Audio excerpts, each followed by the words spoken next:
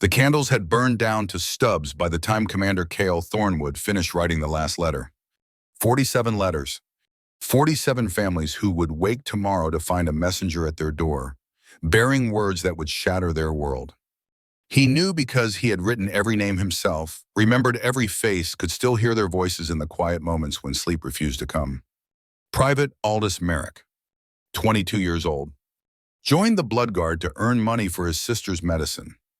Dead now, torn apart by shadow beasts in the ambush at Eastmore Pass. Sergeant Bram Coldwell, 35, veteran of 12 campaigns, survived impossible odds more times than anyone could count. Dead now, buying time for his squad to retreat through the tree line. Lieutenant Vera Stonewright, 28, first woman to earn her rank in the Blood Guard through combat merit alone. Dead now, her body left behind because they could not carry both the living and the fallen. Kael set down his quill and stared at the map spread across his desk. Red markers dotted the eastern border like drops of blood. Each one represented a position they had lost in the past 6 months. Each one represented another failure he carried on his shoulders. He was 28 years old. Too young to command 1,500 soldiers, some said. Too inexperienced to hold the eastern line against the Shadow Court's relentless advance. But those who whispered such things had never seen him fight, had never watched him drag wounded men through miles of hostile territory, had never stood beside him when the darkness came screaming out of the night. Kael Thornwood was not a commander because of his bloodline. He was the second son, the spare, the one his father had shipped off to military training at 14 to get him out of the way. His older brother Aldrich was the heir, the golden child, the one groomed for the throne. Kael was the soldier, and he had clawed his way up from the bottom, earning every promotion with blood and broken bones. The scar across his left shoulder still ached when it rained. A reminder of his first real battle when he was 16 and too stupid to know he should be afraid. The twisted skin along his ribs marked where a corrupted wolf's claws had nearly gutted him 3 years later. The faded white line across his palm came from the blood oath he had sworn to his first command, the 30 men and women who had followed him into hell and never came back out. He had failed them, just as he had failed the 47 souls whose names now filled the letters stacked on his desk. A knock at the door pulled him from his thoughts. Colonel Thalia Steelcrest entered without waiting for permission. She was 40 years old with iron-gray streaks in her dark hair and eyes that had seen more death than most people could imagine. She had been his mentor since his first day in the Guard, had taught him everything he knew about leading men and making impossible choices.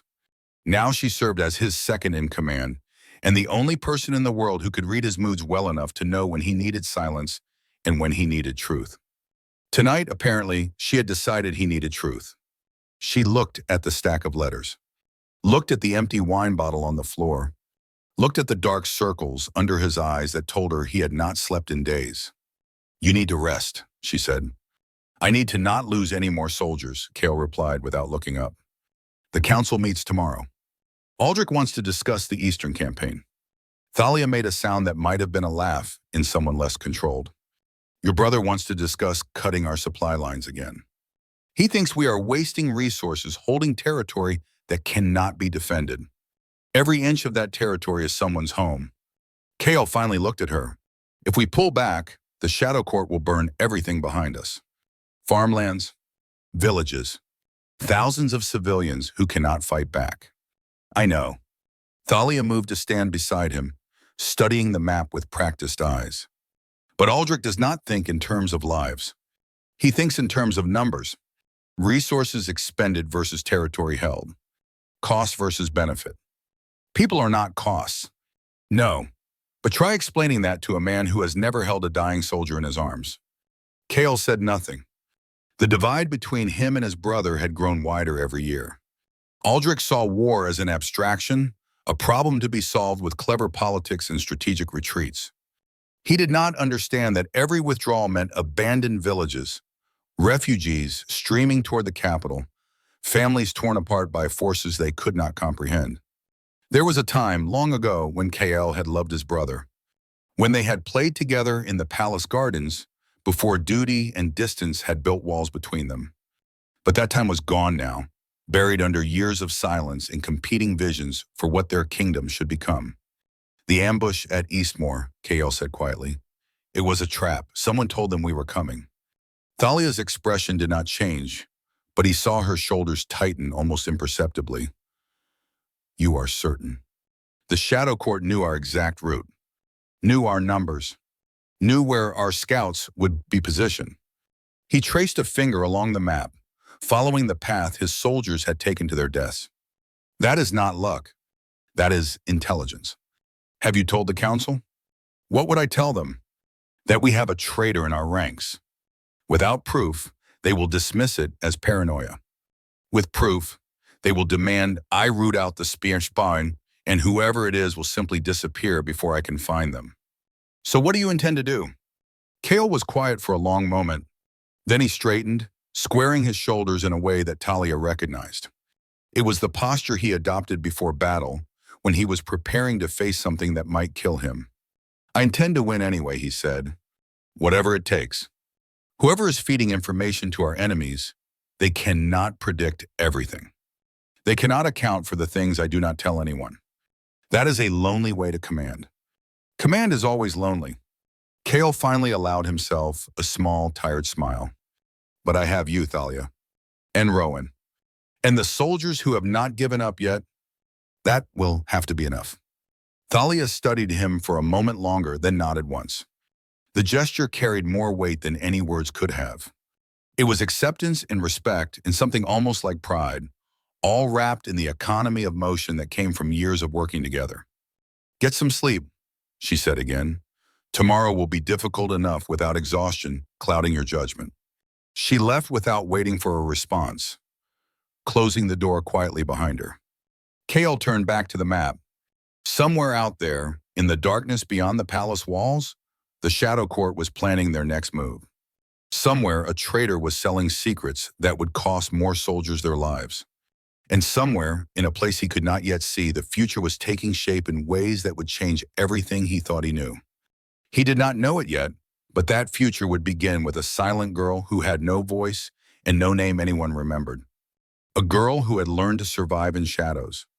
A girl who carried within her a power that had not walked the world in 300 years. But that was tomorrow. Tonight, there were only the letters and the guilt and the weight of 47 souls who would never go home. Far below the commander's quarters in the bowels of the palace where sunlight never reached, another kind of vigil was being kept.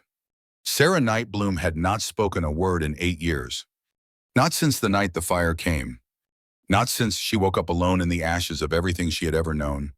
Her throat raw from screaming and her voice simply gone, as if the flames had burned it away along with her home, her family, her entire world. She was 20 years old now, though no one had bothered to count. To the other servants in the palace kitchens, she was simply the silent one. The broken wolf.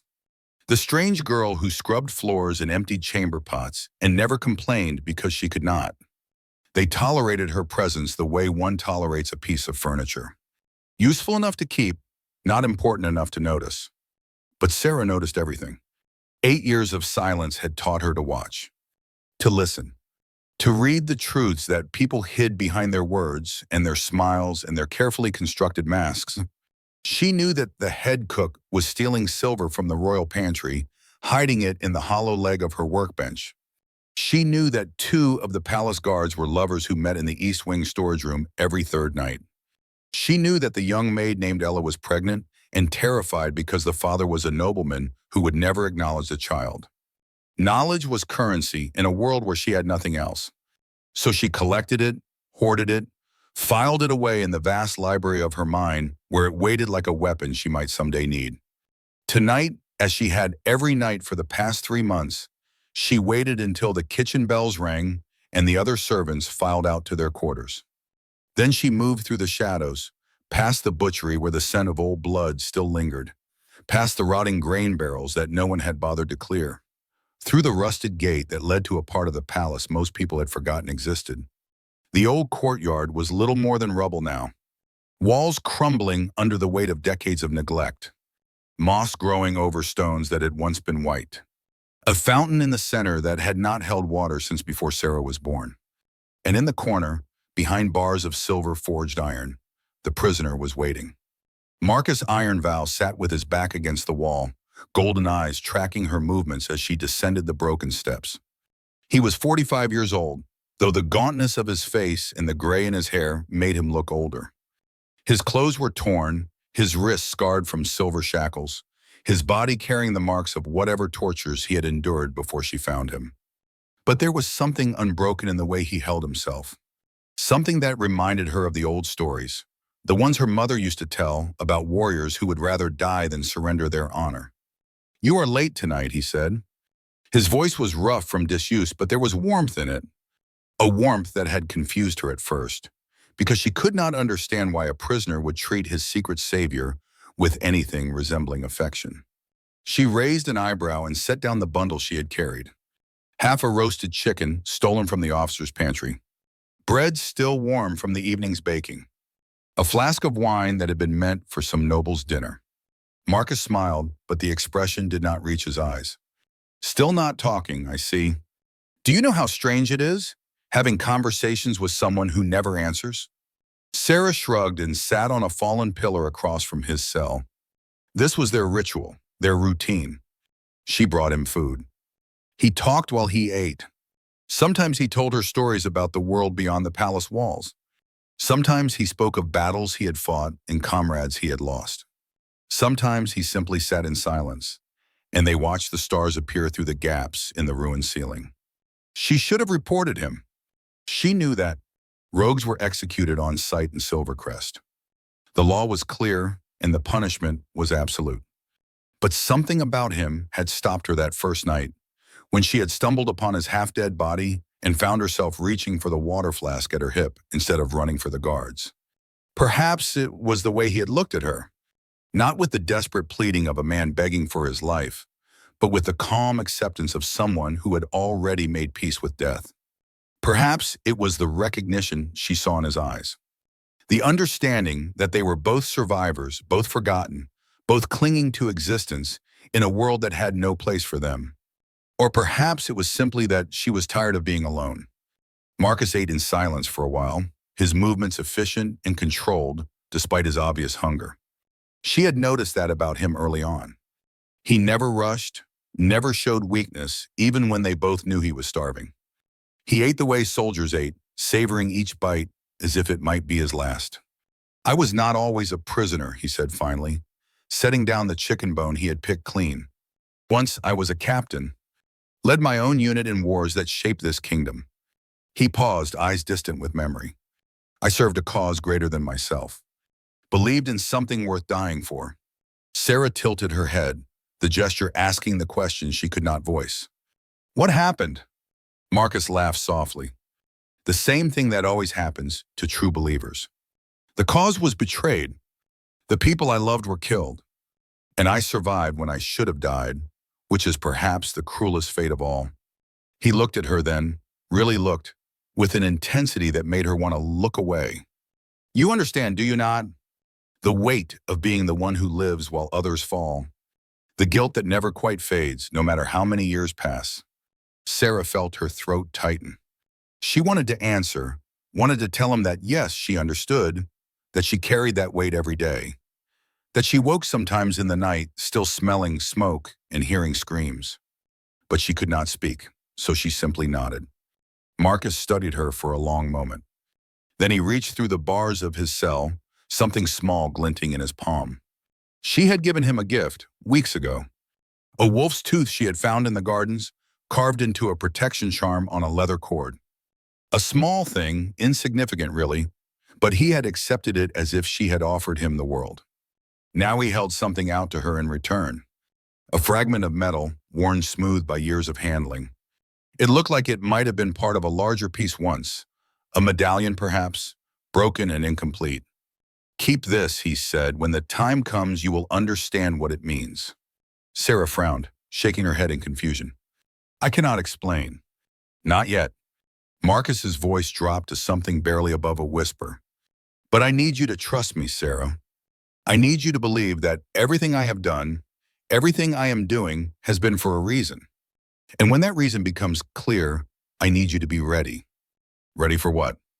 He smiled then, sad and knowing and filled with something that looked almost like hope. To remember who you are. The words stayed with her long after she left the courtyard. She turned them over in her mind as she crept back through the sleeping palace, as she curled up on her thin mattress in the servants' quarters, as she stared at the ceiling and tried to quiet the strange unease that had settled in her chest. Who she was, as if there was anything to remember beyond the ash and the loss and the endless years of silence that had swallowed her whole. She did not dream that night. Or rather, she dreamed the same dream she always dreamed, the one where fire consumed everything, and a woman's voice called her name, calling and calling until the flames swallowed even the memory of sound. But this time, just before she woke, she heard something new, a howl, low and mournful and ancient beyond measure. And somewhere deep inside her, something answered. Morning came too quickly. Sarah had barely finished her first task of the day, hauling water from the well to the kitchen cisterns, when she felt eyes on her back. Not the usual contemptuous glances of the other servants. Something sharper. Something dangerous. Captain Gareth stood in the doorway of the kitchen, watching her with an expression that made her skin crawl. He was 32 years old, with the kind of face that women probably found handsome before they got close enough to see the cruelty in his eyes. He had been head of the palace guard for 3 years, and in that time, Sarah had learned everything she needed to know about him. He took bribes from merchants who wanted their goods expedited through royal inspection. He kept a mistress in the city, a fact that would destroy his marriage if his wife ever learned of it. He had beaten a servant nearly to death last winter for spilling wine on his boots, and the matter had been quietly hushed up because the servant was nobody, and Gareth was connected to powerful people. She had avoided his attention for 8 years. But as he walked toward her now, she knew that her luck had finally run out. "You," he said, grabbing her arm hard enough to bruise, "come with me." She could have resisted, could have tried to run, to scream, to fight back in some desperate way. But she was a servant, and he was a captain, and there was nowhere in this palace where his authority did not reach. So she went, and she watched, and she waited. He took her to a storage room near the eastern gate, empty except for a few forgotten crates in the dust of years. He shoved her inside and closed the door behind them. "I know what you have been doing," Gareth said, his smile thin and predatory. "Sneaking food from the pantries. Visiting the old courtyard where we keep the rogue. Did you think no one would notice?" Sarah kept her face blank. Her heart was racing, but she had learned long ago how to hide fear. "The rogue is valuable," Gareth continued, pacing around her like a wolf circling wounded prey. "The council has not decided what to do with him yet, but there are people who would pay well to know what he says, what secrets he might be keeping." He stopped in front of her, leaning close. "You are going to help me. You have access to him. He trusts you, for whatever reason. You will tell me everything he says, everything he does, and in exchange, I will not report your little charity project to the commander." Sarah stared at him. Read the greed in his eyes, the calculating ambition that saw opportunity in everything. He did not care about Marcus or the kingdom's security. He only cared about what he could gain. And in that moment, she made a decision.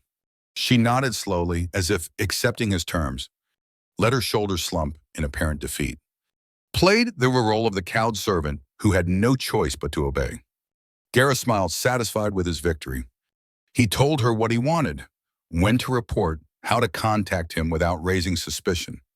He was thorough. She had to give him that. Thorough and confident and absolutely certain that she would do exactly as she was told. He never once considered that she might be smarter than him. Over the next 2 weeks, Sarah played her part perfectly.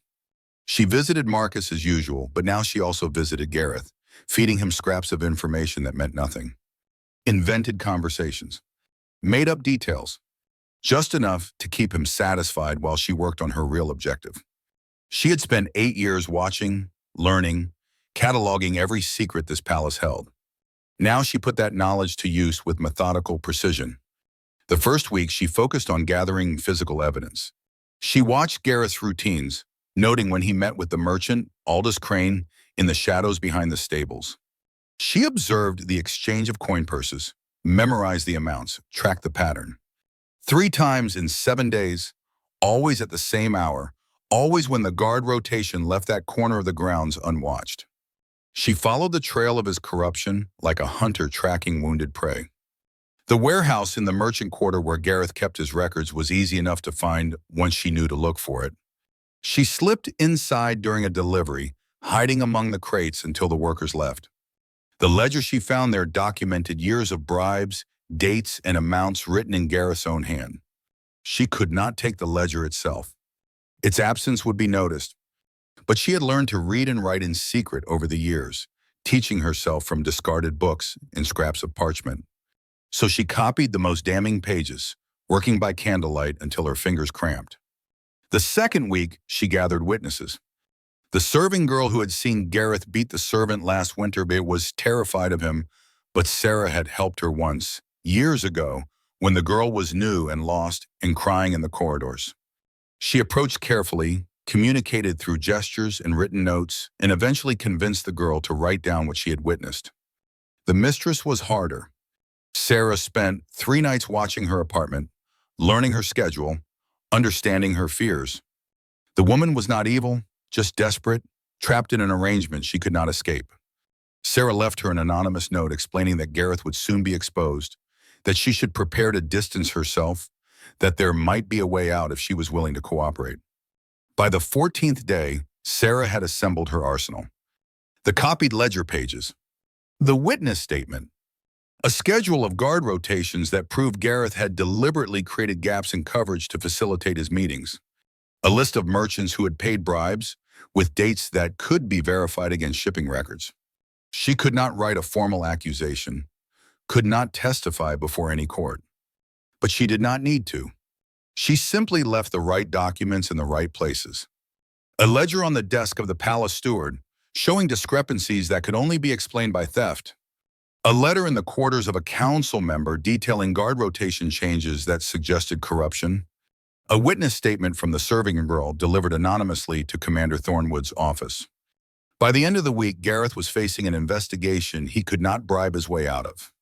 But he was not stupid. He knew who had done this, and on the night before his hearing, he came for her. She was in the kitchen when he found her. The other servants had gone to bed.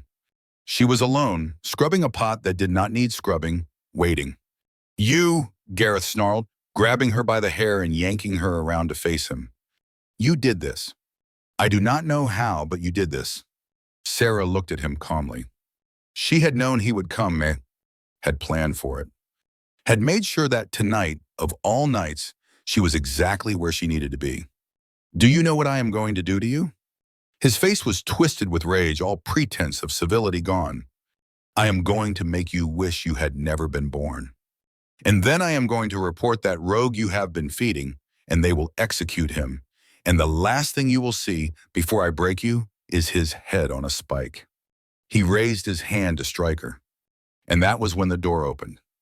Commander Kael Thornwood stood in the doorway, flanked by 2 soldiers.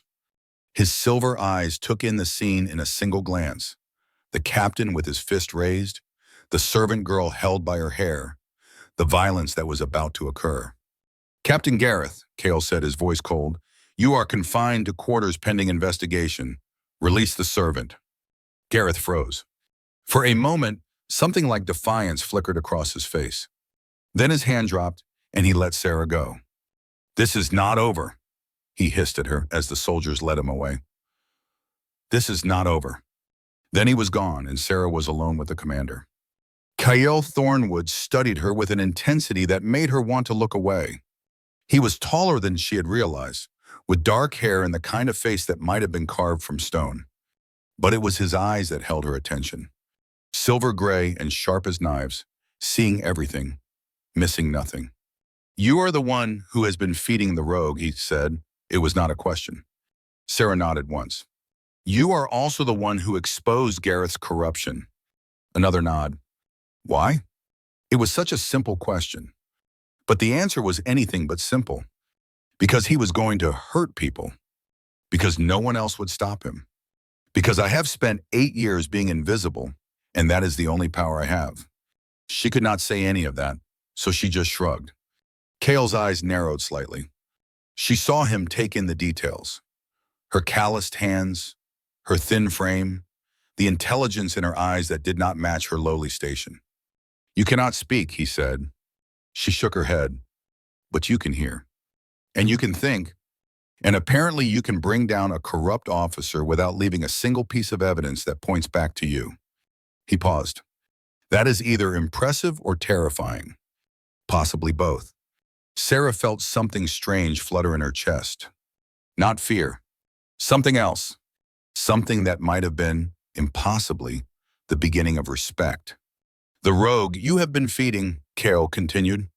"He will be brought before the Hall of Judgment tomorrow morning. The council has decided his fate." She felt the blood drain from her face. "You will be there." Kael's voice was firm but not cruel. "You chose to involve yourself. Now you will see the consequences of that choice." He turned to leave, then paused at the door. "The documents you left on my desk. The information about Gareth's mistress. You could not have obtained that through simple observation. Which means you have been watching him for a long time, planning for a contingency that might never have occurred." Sarah said nothing. Kael looked at her over his shoulder. "In a different life, you might have made an excellent spima." Then he was gone, and Sarah was left alone with the weight of what was coming. She did not sleep that night. Instead, she sat in the darkness of the servants' quarters, clutching the fragment of metal Marcus had given her, trying to understand what he had meant when he told her to be ready. Ready for what? Ready to watch him die. Ready to stand silent while they took the only person in this palace who had ever treated her as something other than furniture. She thought about running, thought about sneaking down to the courtyard, picking the lock on his cell, disappearing into the night before anyone could stop them. But she knew it would not work. The palace was too well guarded, the streets too dangerous, the world beyond the walls too vast and hostile for a silent girl and a half-starved prisoner. So she waited, and when dawn came, she dressed in her cleanest clothes and made her way to the Hall of Judgment. The hall was vast, built to intimidate. Stone columns rose toward a ceiling lost in shadow. Torches burned in iron sconces, casting flickering light over walls carved with the history of Silvercrest. Wolves in battle, kings on thrones, moments of triumph and tragedy frozen in stone for eternity. The court had already gathered when Sarah arrived. Nobles in silk and velvet, their faces masks of bored curiosity. Council members in robes of office, whispering among themselves. Guards in polished armor, standing at attention around the perimeter. And at the center of it all, on a raised platform at the far end of the hall, Commander Kael Thornwood sat in the judgment seat. He was dressed in black leather and silver steel. His dark hair swept back from his face, his expression as cold and unreadable as the stone around him. Beside him stood Colonel Thalia, her hand resting on the hilt of her sword. Behind them, in the gallery reserved for ranking officers, Sarah spotted a young man with wild copper hair and mischief in his green eyes. Sergeant Rowan Ashwood, she remembered. The scout, the half-blood, one of the few soldiers who had nodded to her in the corridors instead of looking through her. She found a place near the back of the crowd, trying to make herself invisible. But Kael's eyes found her immediately, tracking her position, noting her presence.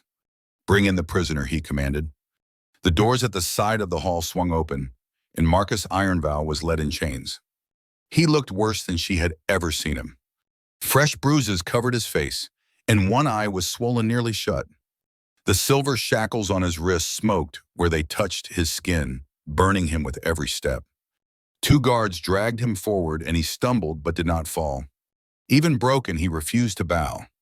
When his eyes found Sarah's, something passed between them. Not hope, not despair, something deeper, something like recognition. "This man stands accused of trespassing on royal grounds," Kael announced, his voice carrying through the hall. "Of hiding within our borders without declaration. Of being a rogue wolf, unaffiliated with any recognized pack." The crowd murmured. Rogues were dangerous. Rogues were unpredictable. Rogues were to be eliminated. "The penalty for these crimes is death," Kael continued. "Does the prisoner wish to speak in his own defense?" Marcus lifted his head. When he spoke, his voice was stronger than it had any right to be. "I am no rogue," he said. "I am a sentinel, and I have been waiting for this moment for 20 years. The hall went utterly silent. Kael leaned forward, his silver eyes sharp. Explain. Marcus smiled, and despite the blood on his face, despite the chains and the burns and the certainty of death, there was triumph in that expression. I was sworn to serve the lunar bloodline, he said. Bound by blood, oath to protect the last of their line. I let myself be captured, let myself be imprisoned, because I knew that sooner or later she would find me. He turned and his eyes met Sarah's across the hall. I know who you are, he said. I know what you are. And I know that you do not remember. But your mother, Aurora Nightbloom, the last queen of the Lunar Wolves, bound me to you on the night you were born. She told me to find you, to protect you, to wait until the day your power awakened. The crowd erupted, voices shouting, nobles pushing forward, guards moving to restore order. But Sarah heard none of it. She could only stare at Marcus, her heart pounding, her mind reeling, every certainty she had ever held crumbling to dust. This is madness, someone shouted. The lunar bloodline was destroyed 300 years ago. There are no survivors. Kael held up his hand and the hall fell silent. His eyes were fixed on Sarah now, studying her with an intensity that made her feel like he was looking through her skin to something beneath. Bring her forward, he commanded. Hands grabbed Sarah's arms, pulling her through the crowd. She stumbled up the steps of the platform, stood before the judgment seat, felt the weight of 1,000 eyes pressing down on her. Kael rose from his chair and descended to stand before her. Up close, he was even more imposing. She could see the scars on his hands, the lines of exhaustion around his eyes, the steel beneath the cold exterior. He reached out and gripped her chin, tilting her face toward the torchlight, examining her like she was a puzzle he was trying to solve.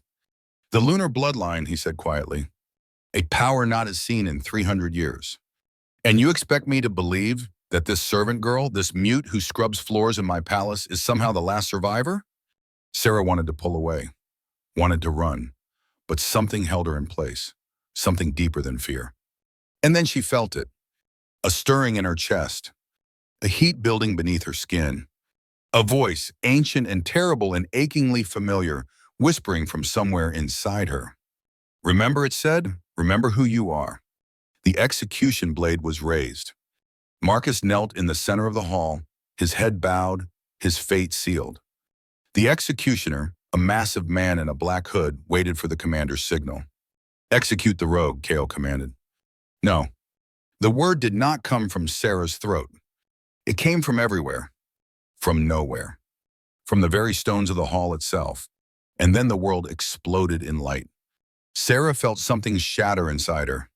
Not break, not crack, but shatter utterly, like glass that had been held together too long finally giving way. Power surged through her veins, silver white and burning, more than she could contain, more than she could control. The execution blade dissolved into dust. The executioner was thrown backward, crashing into the far wall. The torches flared and then went out, plunging the hall into darkness broken only by the radiance pouring from Sarah's body. She screamed, but the sound that came out was not a scream. It was a howl, ancient and primal and filled with 300 years of silence, finally breaking. And then she was not herself anymore. The shift took her without warning, without mercy. Bones cracked and reformed. Skin rippled and transformed. Pain beyond anything she had ever known tore through her. And yet beneath the pain was something else. Something that felt like coming home. When she opened her eyes, she was standing on 4 legs. Silver white fur covered her body, gleaming in the darkness. Ancient markings spiraled across her shoulders, glowing with ethereal light. And the power, the terrible, beautiful power, sang in her blood like a promise finally fulfilled. She was a wolf, but not just any wolf. She was a lunar wolf, the last of her kind. And around her, one by one, every alpha in the Hall of Judgment dropped to their knees. Kael fought it. She could see him struggling, his jaw clenched, his muscles straining against the compulsion that forced him down. He was stronger than the others, held out longer. But in the end, even he could not resist. For the first time in his life, his body did not obey his commands. He knelt before her, and in his silver eyes, she saw something she had never expected. Not fear, not anger. Wonder. Marcus was on his feet now, tears streaming down his bruised face. The chains had been shattered by the blast of power, and he stumbled forward to kneel at her side. "My lady," he breathed. 20 years I waited. 20 years I searched. And you were here all along, right under their noses, exactly as your mother planned." Sarah wanted to speak, wanted to demand answers, wanted to understand what was happening to her. But the wolf had no words, only instinct, only power, only the ancient knowledge that had been sleeping inside her since the day she was born. She turned to face the kneeling crowd, nobles who had never noticed her existence, guards who had shoved past her in corridors, the commander who had condemned her one friend to death. They were all at her feet now, all bowing before a power they could not comprehend. And somewhere deep inside her, the voice of her mother whispered one final truth. "This is who you are," Aurora said. "This is what you were born to be. Now rise, my daughter. Rise and claim your destiny." The light faded. The power receded. Sarah shifted back to human form, collapsing naked and exhausted on the cold stone floor. Someone threw a cloak over her shoulders. Hands helped her sit up. She blinked, trying to focus, and found Kael crouching in front of her. He had risen at some point, reclaimed his composure. But his eyes were different now. The coldness was gone, replaced by something more complex, more human. "What are you?" he asked, his voice rough. Sarah's throat burned, her whole body ached. But when she opened her mouth, something impossible happened. Words came out. "I do not know," she whispered. The first words she had spoken in 8 years. "Then we will find out together." Kael stood, offering her his hand. "Because you just revealed yourself to be the most powerful wolf in this kingdom. And that means everyone from here to the Shadow Court is going to come for you." Sarah took his hand and let him pull her to her feet. Around her, the hall was in chaos. Nobles fleeing, guards shouting, council members demanding explanations. But in the eye of the storm, there was only the commander and the servant girl who had just changed everything. "What happens now?" she asked. Kael looked at her, looked at Marcus, who had moved to stand protectively at her side, looked at the shattered remains of the execution platform and the scorch marks on the walls. "Now," he said, "we figure out who your enemies are before they figure out where to find you." His jaw tightened. "And we pray that we have enough time." Outside the hall, thunder rumbled in the distance. The storm was coming, and nothing would ever be the same. 3 days after the awakening, Sarah stood in a tower that should not exist. The oracle's spire rose from the northern edge of the palace grounds like a finger-pointing accusation at the sky. Its stones shifted in the light, sometimes black as midnight, sometimes silver as moonlight on water. The stairs leading to its entrance never had the same number of steps twice. She had counted 17 on the way up. She suspected there would be a different number on the way down. At the top, in a circular chamber covered with star charts and runes that seemed to move when she was not looking directly at them, waited the woman who had trained her mother. Sierra Morgana was ancient in a way that had nothing to do with age. Her face was smooth, unlined, beautiful in a distant way that reminded Sarah of statues in forgotten temples. But her eyes held centuries. Millennia, perhaps. The weight of watching civilizations rise and fall, of seeing the same mistakes repeated across generations, of knowing what was coming and being unable to stop it. She did not look pleased to see Sarah. "I trained your mother," Morgana said, her voice carrying the echo of empty cathedrals. "I watched her grow from a frightened child into the most powerful lunar wolf of her generation. I taught her everything I knew about controlling the gift that burned inside her." She paused, and something like grief flickered across her ageless features. "And then I watched her die, so you will forgive me if I am not eager to repeat the experience." Sarah stood her ground. Her voice was still rough, still uncertain after 8 years of silence, but the words came easier now. Each day brought a little more fluency, a little more confidence. The curse that had stolen her speech was unraveling, thread by thread, as the power inside her grew stronger. "I did not ask for this," she said. "I did not ask to be what I am. But I am, and the Shadow Court knows it now. And if I cannot learn to control this power, people will die." She took a breath. "Commander Thornwood said you were the only one who could help me. If that is not true, tell me now so I can find another way. Morgana studied her for a long moment. Then unexpectedly she laughed. You have her fire. Aurora always did know how to make a demand sound like a challenge. The seer moved to a window that looked out over the palace grounds, her robes trailing behind her like shadows given form. Very well. I will tell you the truth of it. The truth about your mother. And then you can decide if you still want my help. Sarah waited. Aurora Nightbloom did not die because she was weak, Morgana said. She died because she was too strong.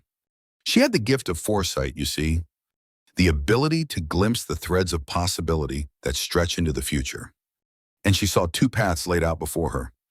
The seer turned to face Sarah, her expression grave. In the first path, you grew up knowing what you were. You trained from childhood, mastered your abilities, became the weapon the lunar bloodline needed to survive. By the time you were 15, the Shadow Court had found you. They sent everything they had. And you died, Sarah. Died fighting, died brave, but died nonetheless.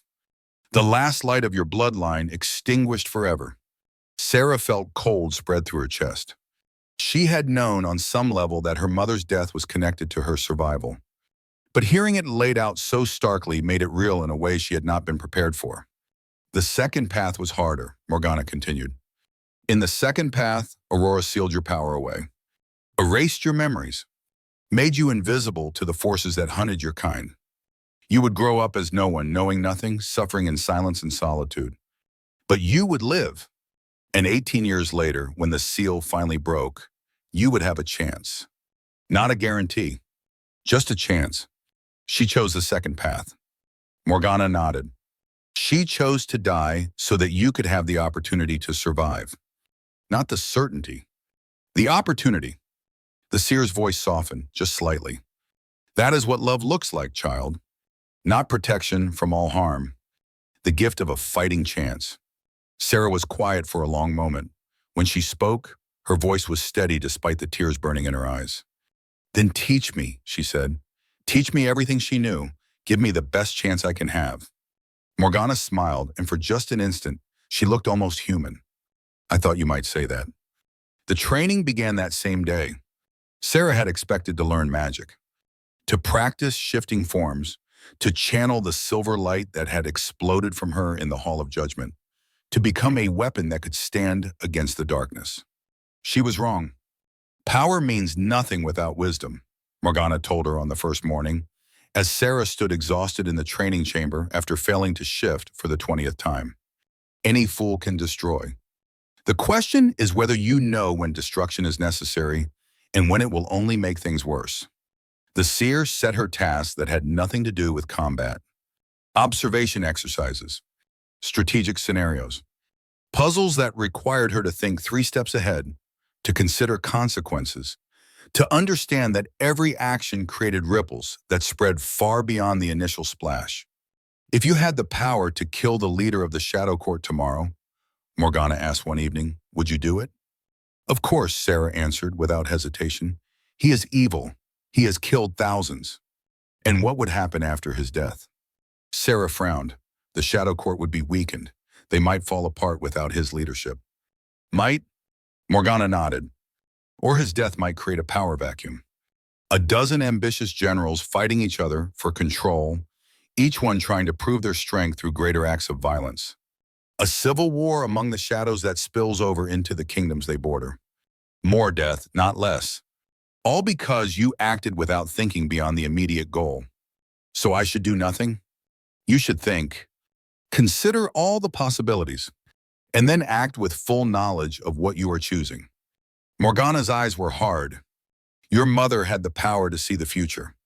You do not have that gift, which means you must learn to predict consequences through reason alone. It is harder, but it is possible. Day after day, week after week, Sarah learned not just how to shift, though that came eventually, not just how to channel her light into focused beams rather than uncontrolled explosions, but how to think like a leader, how to weigh competing priorities, how to make impossible choices when there were no good options, only bad ones and worse ones. And slowly, grudgingly, she began to understand what her mother had faced. The weight of knowing that every decision carried consequences. The loneliness of power that could not be shared. The evening sessions with Commander Thornwood became a different kind of education. At first, they were purely informational. He came to her chambers each night to brief her on the state of the kingdom, the movements of the Shadow Court, the political landscape she would need to navigate. His manner was professional, his tone clipped, his silver eyes revealing nothing of what he thought about the strange turn his life had taken. But as the days passed, something shifted. He began to linger longer, to answer her questions with more than the minimum required words, to share observations that went beyond mere military intelligence. One evening, 2 weeks into her training, she asked him about the scars. He had rolled up his sleeves to point out locations on a map, and she had seen them. The twisted skin along his left arm, the puckered line across his wrist, the network of old wounds that spoke of a lifetime of violence. Kael hesitated. Then to her surprise, he answered. "This one," he said, tracing the scar on his arm, "was from my first battle. I was 16, too young to be there, but I had something to prove. I thought courage meant never backing down. I learned that courage means knowing when to retreat so you can fight again tomorrow." He moved his finger to the mark on his wrist. This was from a corrupted wolf 3 years later. She was a mother, had a child waiting for her at home. But the corruption had taken her mind, and she could not be saved. "I killed her, and then I sat with her body until her pack came to claim it." He touched his chest. "I still remember her name, Elena. She was 34 years old."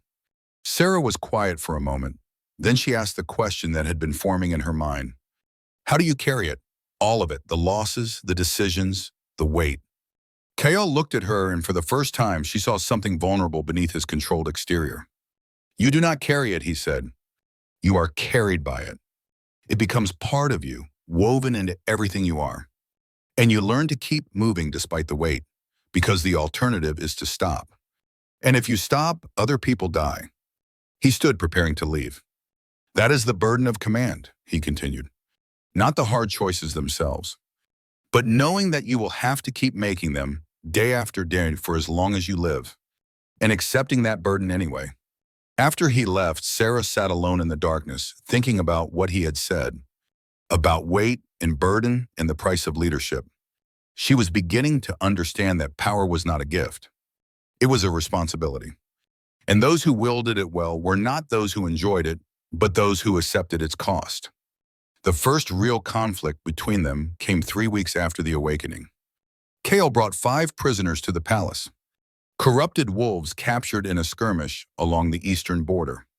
They were kept in the dungeons, chained with silver, their red eyes and foam-flecked just evidence of the shadow taint that had taken their minds. Standard protocol was execution. Quick, clean, merciful.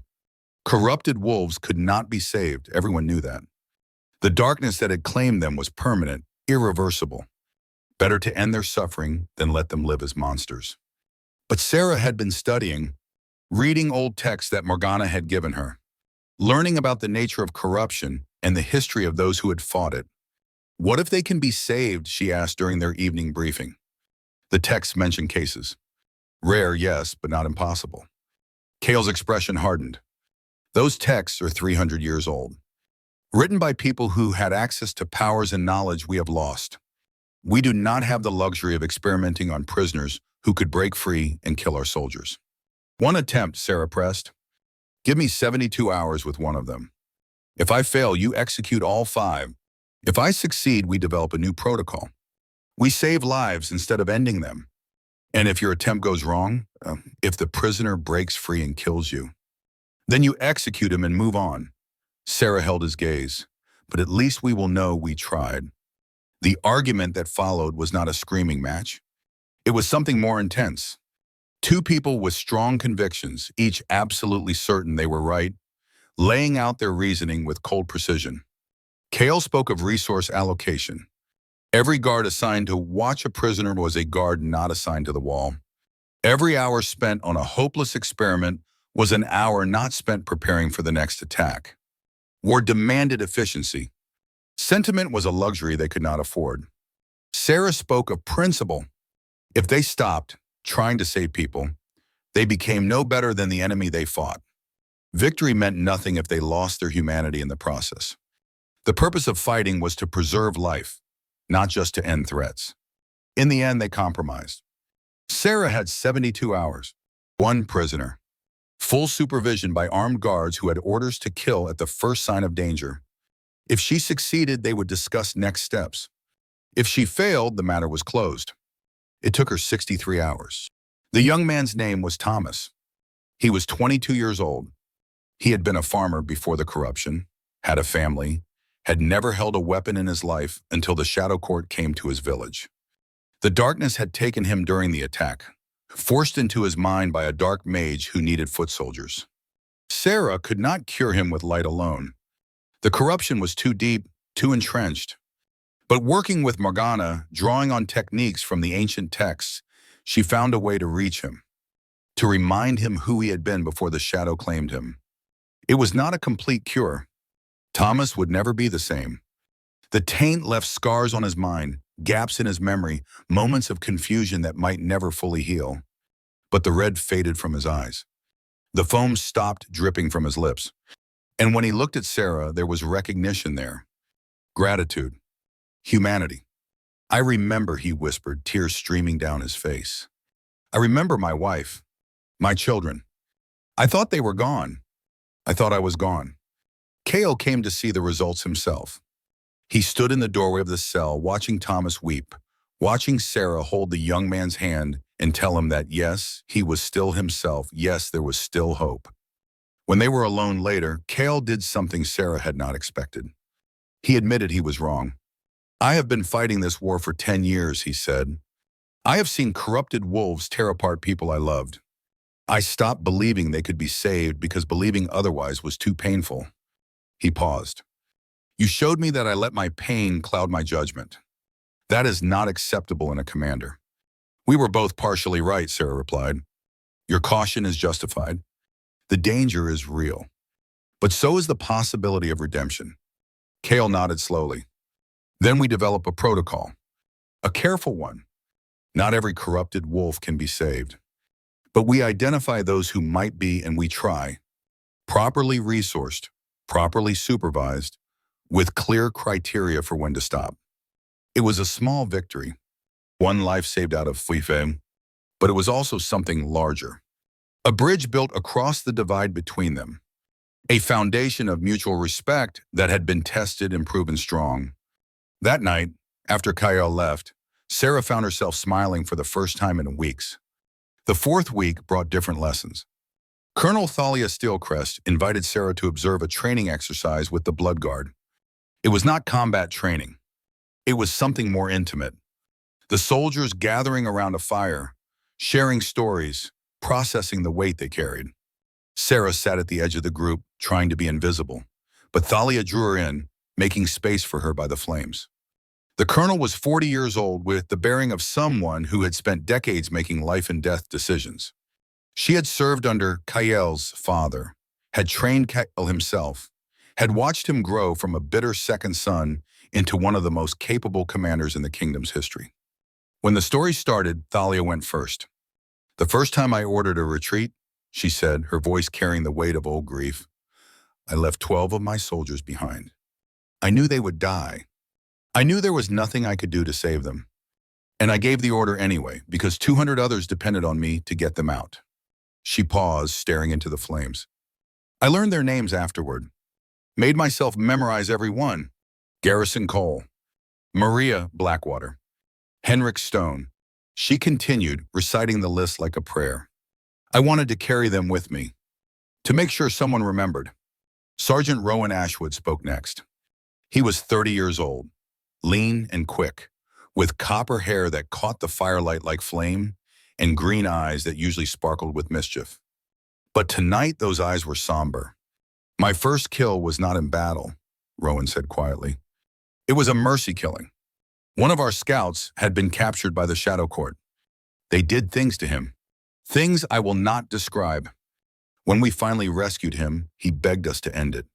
Said he could not live with what they had put in his head. He stared at his hands, turning them over as if seeing them for the first time. I was the one who did it. Held his hand while the light left his eyes. Told him he was brave, that he had served well, that we would remember him. Rowan's voice cracked slightly. His name was Garrett. He was 19 years old. And sometimes I still wonder if we could have saved him, if we had just tried harder. Sarah felt her heart clench. She thought of Thomas, the corrupted wolf she had healed. Thought of how close he had come to being another mercy killing. Another soldier spoke up, a young sergeant named Willem, barely older than Sarah. My first kill was a boy, he said quietly. 14, maybe 15. He came at me with a knife during a village clearing. Shadow Court had put him up to it, promised to spare his family if he took out one of our officers. He missed. I did not. He looked down at his hands. I still see his face. Every night. And I know there was nothing else I could have done. But knowing does not make it easier. One by one, the soldiers shared losses and guilt and the terrible moments that had shaped them. And Sarah understood finally what this ritual was. They were not wallowing in their pain. They were acknowledging it, giving it space to exist so it would not fester in darkness. Building bonds with others who understood, who had walked the same path, who could offer the only comfort that mattered. You are not alone. Kael arrived near the end, taking a seat on a log at the edge of the circle. He did not speak at first, just listen, his face unreadable in the firelight. But then Thalia turned to him. Commander, will you share tonight? Kael was quiet for a long moment. When he spoke, his voice was softer than Sarah had ever heard it. I lost my first command when I was 20, he said. 30 soldiers. We were ambushed in Black Pine Valley. Intelligence failure. Someone had given away our position. He paused. I was wounded early. Took a blade across the shoulder that should have killed me. But I kept fighting. Kept giving orders. Kept trying to get my people out. By the time reinforcements arrived, there were 3 of us left. 3 out of 30. His hands curled into fists on his knees.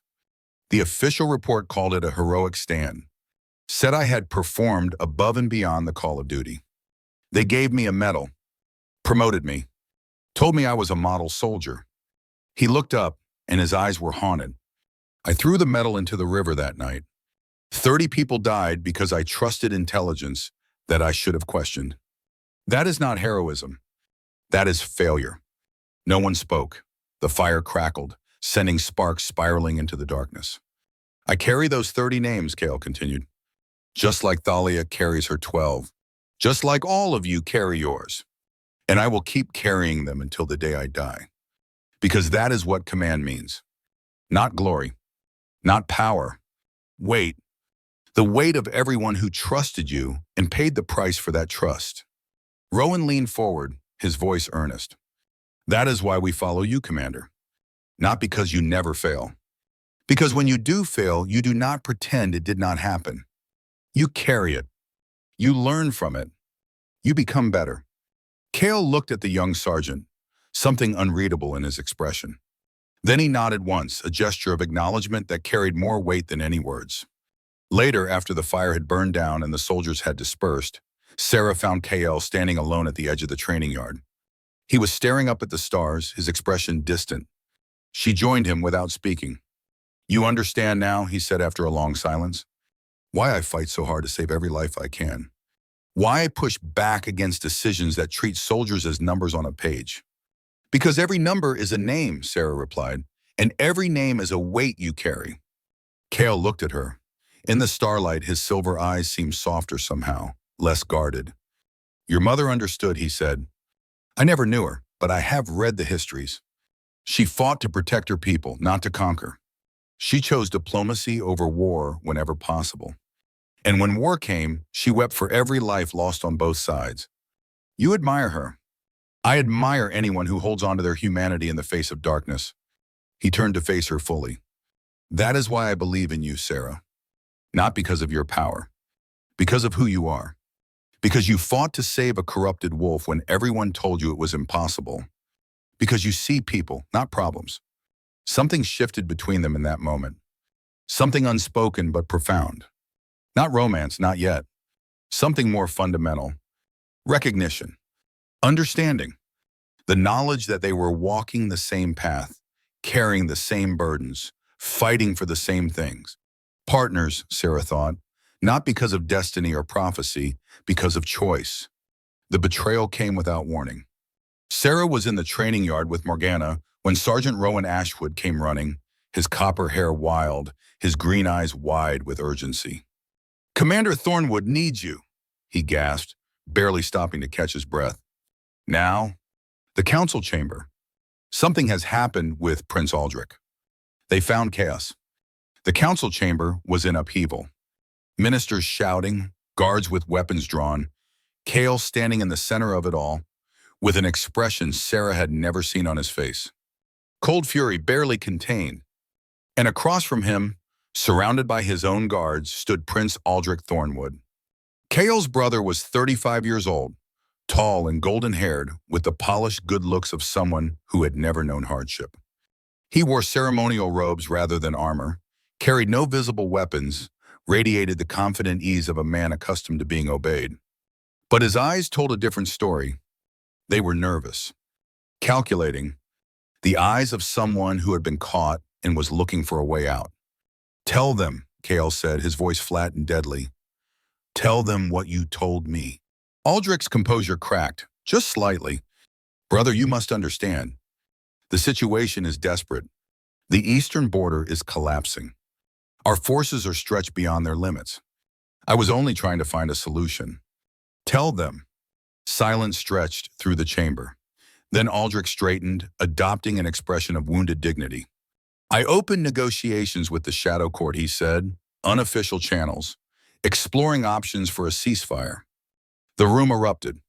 Ministers demanding explanations, guards exchanging uncertain glances, Thalia moving to stand at Kael's shoulder with her hand on her sword.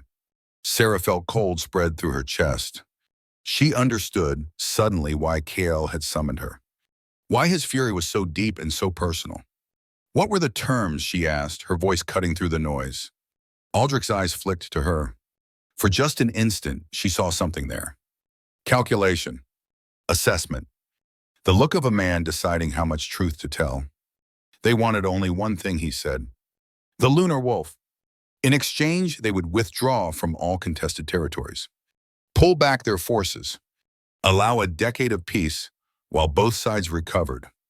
"You are going to trade me," Sarah said flatly. "Sell me to the enemy in exchange for a temporary ceasefire." "I was going to save thousands of lives." Aldrich's voice rose defensively. "One person for thousands. The mathematics are clear. The morality is obvious." Kael moved before anyone could react. He crossed the distance between them in 3 strides and seized his brother by the collar of his ceremonial robes. Guards started forward, but Thalia blocked them with a gesture, her expression making clear that anyone who interfered would answer to her. "Morality," Kael snarled, his face inches from his brother's. "You speak to me of morality? You would hand an innocent woman to monsters who will torture her, corrupt her, use her as a weapon against everything we have sworn to protect, and you call that moral? I call it necessary." Aldrich's voice wavered but did not break. "You are a soldier, Kael. You understand sacrifice. Sometimes we must give up something precious to save something greater. She is not yours to give. She is a resource. A powerful one, yes, but still a resource." Aldrich's eyes hardened. "And as heir to the throne, as the one who will rule when father's illness finally claims him, it is my duty to use every resource at my disposal for the good of the kingdom." Kael released him with a shove that sent the prince stumbling backward. "Your duty," he said, his voice dropping to something almost more frightening than his earlier fury, "is to protect your people. All of them, not to calculate which ones are expendable and which ones are worth saving." He turned to face the council. "Prince Aldrich has committed treason," he announced. "He has opened unauthorized communications with an enemy power. He has offered to surrender a citizen of Silvercrest without trial or consent. Under the laws of this kingdom, that is punishable by death." The council erupted again, but Kael continued over their protests. "However, I am not calling for his execution. Not yet. Instead, I am invoking my authority as commander of the Blood Guard to remove myself and all forces under my direct command from the prince's authority. You cannot do that, Aldrich sputtered. The Blood Guard answers to the crown. The Blood Guard answers to the commander, Kael corrected. And the commander has the right, under military law, to refuse orders that constitute treason against the realm. He looked at his brother with something that might have been grief beneath the anger. I will not serve a ruler who would sell innocence for political convenience. And neither will any soldier who follows me. This is mutiny. This is principle. Kael turned to Thalia. Colonel, begin preparations. We leave within the hour.